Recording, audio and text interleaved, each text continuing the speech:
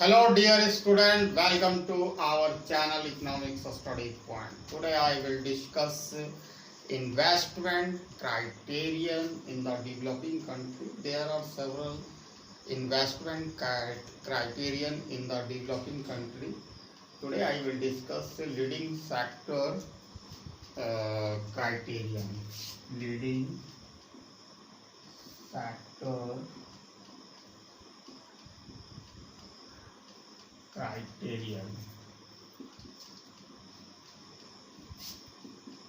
It will cover the syllabus of paper for first year AMEC 004 Economics of Growth and Development.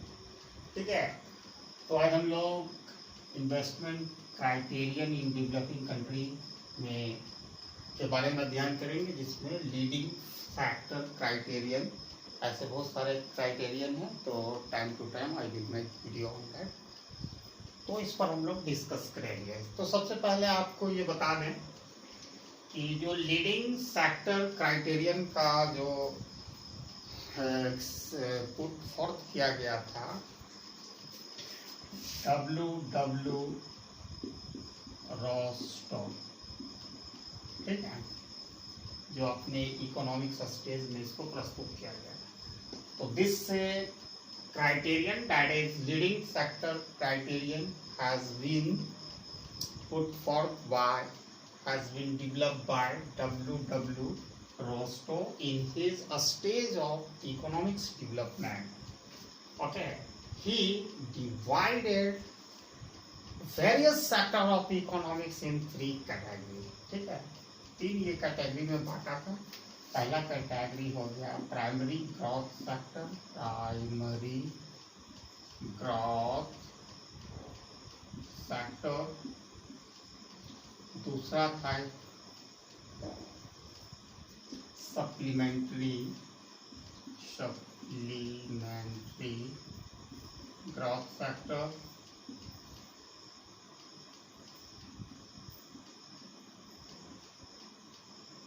And तीसरा derive growth factor. ठीक है, Rosto ने economics के various sector को basically तीन category में classified किया है। ठीक है, पहला है प्राइमरी ग्रोथ सेक्टर, जो बहुत सिंपल भाषा में करें प्राइमरी सेक्टर। ठीक है, दूसरा secondary sector and third one service sector या टर्सरी सेक्टर कह सकते हैं। तो वन बाय वन का हम लोग डिस्कस करते हुए आगे बढ़ेंगे। तो primary growth sector where there is huge possibility, I am discussing about primary growth sector. ठीक है, फोकस ऑन इट। ठीक है, तो primary growth sector where there is huge possibility, okay, for innovation। एक ऐसा सेक्टर जहां पर बहुत बड़ी संभावना होती है इनोवेशन का और इन्वेंशन में। There is a differences between innovation and invention. ठीक है, आप सुपीटर के पढ़े होंगे तो आपको याद होगा इन्वेंशन। जो कोई भी साइंटिफिक आविष्कार होता है, इन्वेंशन होता है, उसको हम साइंटिफिक जो मेथड का डिस्कवरी होता है उसको इन्वेंशन करते हैं, और उसको एंटरप्रेन्योर के द्वारा एक्चुअल प्रोडक्शन में इम्प्लीमेंट होता है, उसको हम इनोवेशन करते हैं। तो जैसे प्राइमरी ग्रोथ सेक्टर में आपको प्राइमरी सेक्टर में एग्रीकल्चर है, बहुत सारी चीज़ आता है, माइनिंग वगैरह में, तो वहाँ पर कुछ लेटेस्ट टेक्नोलॉजी को उपयोग करके रेट ऑफ ग्रोथ और रेट ऑफ आउटपुट ग्रोथ को बढ़ाया जा सकता है। ठीक है, there is also huge possibility for exploitation of new profitable productive resources. वहाँ पर ये भी संभावना बनी रहती है कि नए बेनिफिशियल जो प्रॉफिटेबल रिसोर्सेज का, प्रोडक्टिव रिसोर्सेज का एक्सप्लॉयटेशन या डिस्कवरी किया जाए। And third, there may be huge possibility for unemployed resources could yield, okay, rapid growth rate, okay, which is set in motion expansionary forces is there in economics. और वहाँ तीसरी संभावना ये भी होता है, हो भी सकता है कि वहाँ पर बहुत सारे ऐसे प्रोडक्टिव रिसोर्सेस है जो अनएम्प्लॉयड है, उसको अभी तक उपयोग नहीं किया जा सकता, उपयोग नहीं किया गया है। तो जिनके उपयोग से वहाँ जो प्राइमरी सेक्टर का ग्रोथ रेट या उत्पादन काफ़ी तेजी से आउटपुट हमें प्राप्त हो, जिसका प्रभाव इकोनॉमिक्स के अन्य सेक्टर पर पड़ेगा, पॉजिटिव प्रभाव, ताकि अन्य सेक्टर का भी ग्रोथ करवा देगा। ठीक है, तो ये मैंने डिस्कस किया। दूसरा है सप्लीमेंट्री सेक्टर। तो सप्लीमेंट्री सेक्टर को आप सेकेंडरी सेक्टर भी कर सकते हो सिंपल वर्ड में।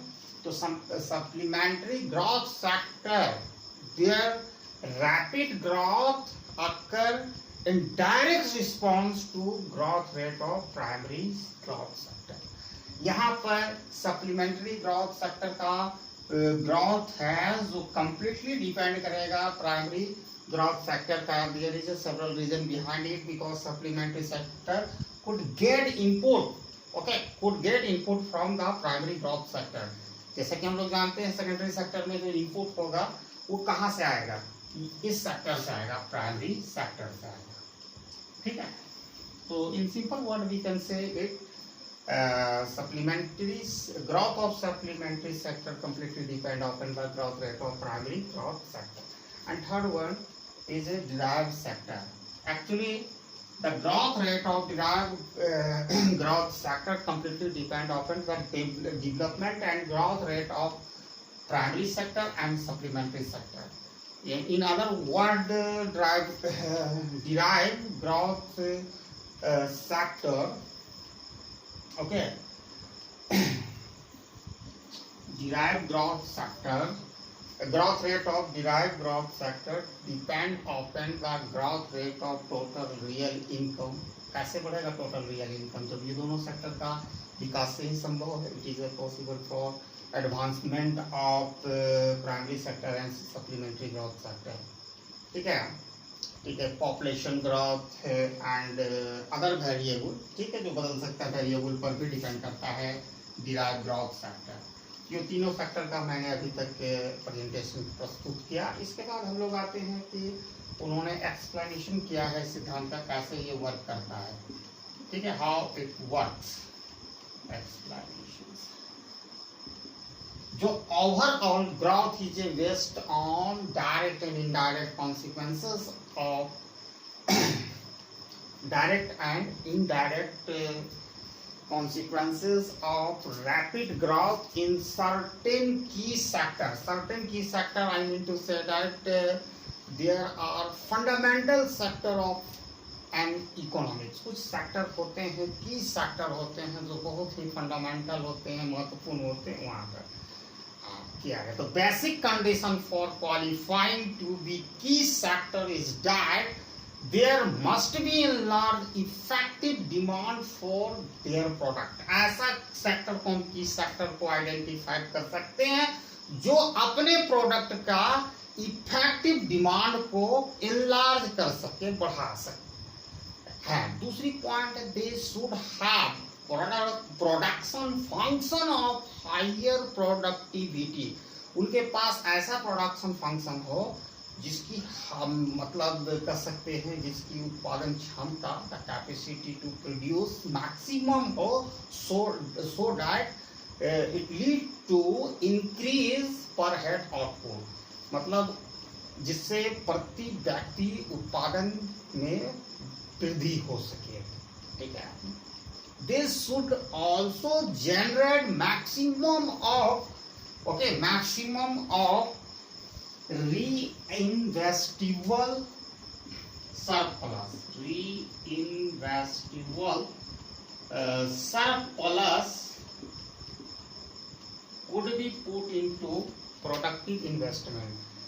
वे ज़्यादा से ज़्यादा मात्रा में reinvestable surplus का जनरेट करेंगे, जिसको वंस अगेन फिर हम री इन्वेस्ट कर सकते हैं अदर क्या कर सकते हैं, प्रोडक्टिव इन्वेस्टमेंट में, प्रोडक्टिव एक्टिविटीज में, ठीक है।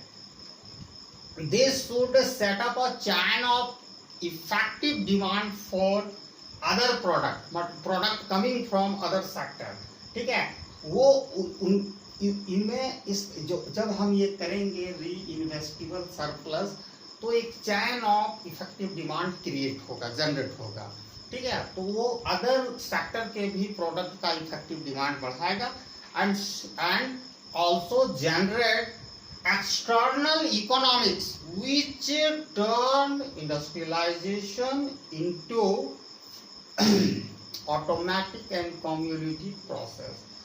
और जब हम उसको इफेक्टिव डिमांड उत्पन्न होगा अदर सेक्टर में भी, जब री इन्वेस्टमेंट करने से सरप्लस का, तो उससे क्या एक्सटर्नल इकोनॉमिक्स क्रिएट होगा, जो प्रोसेस ऑफ जो इंडस्ट्रियलाइजेशन हो जाएगा वो बन जाएगा आपका ऑटोमेटिक, सोता होने लगेगा, और कम्युलेटिव मतलब लगातार बढ़ता हुआ चला जाएगा, ठीक है, increasing at the increasing rate, okay. पहली बात। उसके बाद investment is a concentrate in A limited number of such की sector, okay, which generate growth in multiple way. It can be a powerful engine for transformation and progress। तो investment को प्रारंभिक initial period में हमको concentrate करना चाहिए कुछ limited की सेक्टर में, लिमिटेड नंबर ऑफ की सेक्टर में, मतलब इम्पोर्टेंट इंडस्ट्रीज में, ठीक है, जो जनरेट करेगा उत्पादन बहुत तरीके से मल्टीपल वे में, और ये एक पावरफुल इंजन होगा transformation, that is the transformation of developing country to develop, मतलब एक डेवलपिंग कंट्री को डेवलप कंट्री के करीब पहुंचा देगा और प्रोग्रेस होगा, इकोनॉमिक्स प्रोग्रेस होगा, ठीक है। तो यही था leading sector criterion by W Rostow. अब इसकी कुछ लिमिटेशंस भी है, ठीक है, तो दो ही लिमिटेशंस है इसकी। This criterion also suffer from few limitation। तो पहला लिमिटेशन इसका ये है, it's very difficult to identify key sector in the developing country। Developing country में की सेक्टर को पहचानना कोई आसान काम नहीं, बहुत ही डिफिकल्ट है, ठीक है। There is no automatic equivalence between the concept of profit, determined cost price relationship in free economics and free market economy, and the concept of maximum real rate of return in the term of consequences of investment for rate of growth।